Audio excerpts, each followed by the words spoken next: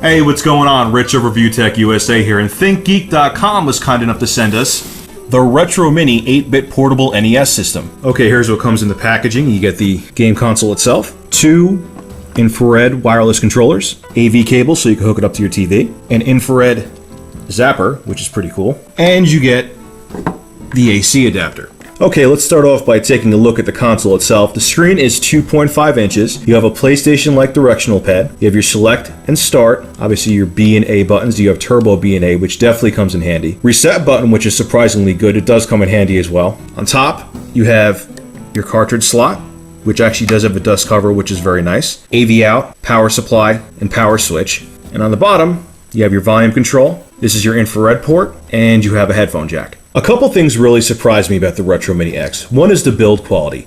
All the buttons have a really sturdy feel. The backing of the unit is not flimsy because when you put the Nintendo cartridges in, that could have been a problem, but it feels very sturdy when you put the cartridges in. And on top of it, altogether, the unit has very good feel during gameplay. Okay, real quick, let's put a game cartridge in. Got myself an old school copy of Super Mario Bros. And Duck Hunt. Take the unit like this.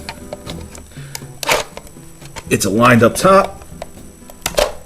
Take it and pop it in. It's actually really simple to do. A lot of the clone systems feel very flimsy and cheap. This has a good solid feel when you put the cartridges in. So now for the most impressive part. The LCD screen on the Retromini X is absolutely beautiful. And here is proof. I don't know if my camera is going to do this justice, but we'll play for a second just so you can see. All the colors are very sharp and very vibrant. A lot of times when you get these portable budget systems, because these games were designed to work on NTSC TVs, a lot of times the text gets grainy, you can't read it, but everything is crystal clear in this. All the text is perfectly readable. All the characters look just like they would on a regular TV. It is very impressive that a 2.5-inch LCD screen can look as good as it does on here for the price that the system is. Alright, so I got Skullin over here playing some Hogan's Alley. We're going to check out the light gun. How does the gun itself feel? A little flimsy. Like the trigger's kind of I agree. wobbly. It's probably the only thing that comes with the Retromini X that does feel flimsy, but how's the accuracy of it so far? Well, if I'm shooting these people, it's pretty good. Good call. You shoot the gangster, Skullin, not the old man. Well, besides Skullin sucking terribly at this game, the gun is pretty accurate, and I have used it enough myself. Let's try some Duck Hunt now. I still want to choke that dog to this day. I know. As a kid, I used to try to shoot the dog. So the bottom line with the Zapper is that it's not just a cheap throw-in accessory, it does work very well, and you will be able to play your light gun games again. Okay, the next thing Skullin and I are going to try are the wireless controllers, and like I said before, these are infrared. And usually that's a very bad thing, but the experience I had with them is that you could have these very far away at multiple angles, and they never lose connection with the actual console, which is very impressive. Now let's take a look at the controller itself. The D-pad is extremely responsive. It feels just like an original SNES pad. It actually looks like an SNES pad, and the buttons also are very responsive as well. Now the L and R triggers on top are the same thing as the Turbo B and A, so they're just duplicate buttons. They're nothing special. But the controller is very impressive, and we're about to play some tennis to show you. Alright, Skull and I are going to have some tennis action. This is the original tennis that actually launched with the Nintendo. Smash that off.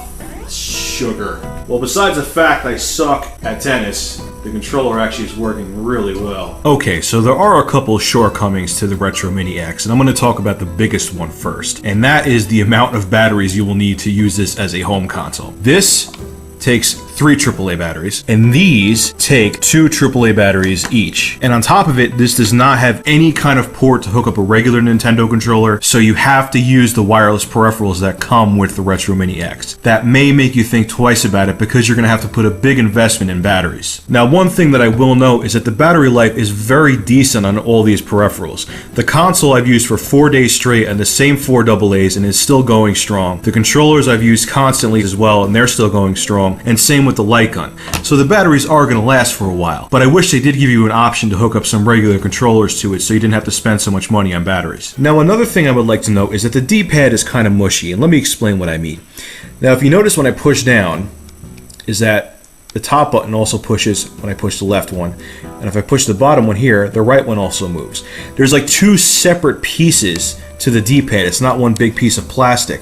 So if you're playing a game like Section Z, which is a shoot 'em up, where you have to move over the screen, you roll your thumb across, you can actually press down the whole D-pad at once, which could be a problem because the character just locks up and doesn't move. So you kind of have to go and consciously think about pressing one button at a time or pressing two at a time and not pressing more than two. That's kind of a shortcoming to it. I mean, you get used to it. It doesn't take away from the gameplay experience too much, but it was something worth noting. So flaws aside, I have to say that I am truly blown away by this piece of hardware. Not only is it the best Famiclone I've seen in a portable, it is the best Famiclone console I've seen, period. The sound quality is dead on, the LCD screen is magnificent, and the video output works great. On top of it, all the wireless peripherals it comes with work pretty well too. This game system is an absolute bargain, and if you're looking into a Famiclone console for the holidays, look no further than the Retromini X. Well, this is Rich of ReviewTechUSA and TheTotalGamer.com. I would like to once again thank ThinkGeek.com for sending out the Retromini X. I will have a link over in the description if you're interested in purchasing one. For more gaming and technology reviews, go to youtube.com/ReviewTechUSA or TheTotalGamer.com.